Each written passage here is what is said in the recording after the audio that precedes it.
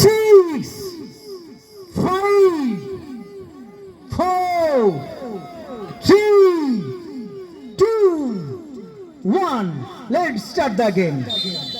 শুরু হয়ে গেল ফার্স্ট হাফের খেলা। এবার সেই বুলডুজার মানি বল পেয়ে যায় আড়াই সুমন।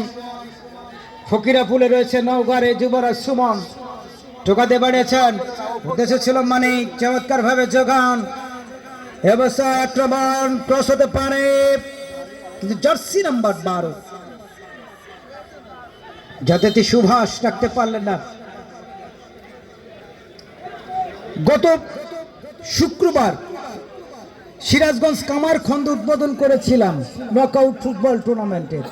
সেই ম্যাচে আজকে বেশ কয়েকটা খেলোয়াড় রয়েছে সিরাজগঞ্জ ধোপাকান্দির হয়ে যারা মাঠ মাতিয়েছেন। অবস্থায় সুমন থেকে জার্সি নাম্বার 4 যততি হীরা, কি করবেন হীরা, দেখেছে নিয়ন্ত্রণে হীরা, ক্রস হতে পারে, রাখতে পারলেন না।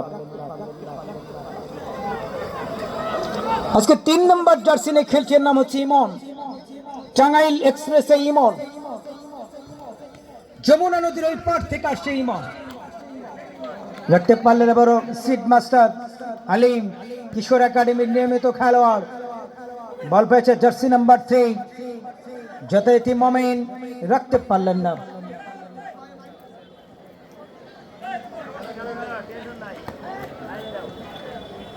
আবার বল পেয়ে যায় ইমন,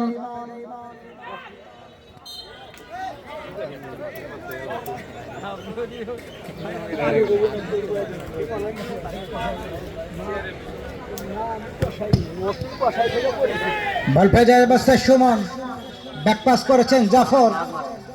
সিরাজগঞ্জ বেলকুচি থামায়ের খেলোয়াড়, কি করবেন, আবার হাসান, রাখতে পারলে সজীব রেখেছেন নিয়ন্ত্রণে, সজীব রাখতে পারলেন না। আবার বল পেয়ে যায় হীরা, উদ্দেশ্য ছিল বাদল। গত ম্যাচ যে দুর্দান্ত খেলেছে বাদল। আবার সুমন, যশোরের শামসুল হুদা ফুটবল একাডেমি থেকে যার যাত্রা শুরু। আবার বাদল, অবস্থায় আবারও কি করবেন ফরিদুল, রাখতে পারলেন না। অবস্থায় কাউন্টার আক্রমণ, আবার বল পেয়ে আলিম, রাখতে পারলেন না। ট্রেন যথারীতি কিশোর একাডেমির অনুকূলে। আবার জার্সি নাম্বার যথারীতি 6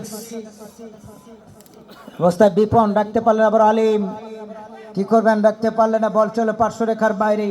আবার জার্সি নাম্বার 3 মমিন, চমৎকার ভাবে যোগান। জার্সি নাম্বার 7 যথারীতি বিদ্যুৎ। মধ্যমাঠ থেকে বেশ কয়েকটা ম্যাচে বিদ্যুতের খেলা দেখেছি, বেশ কয়েকটা বল কিন্তু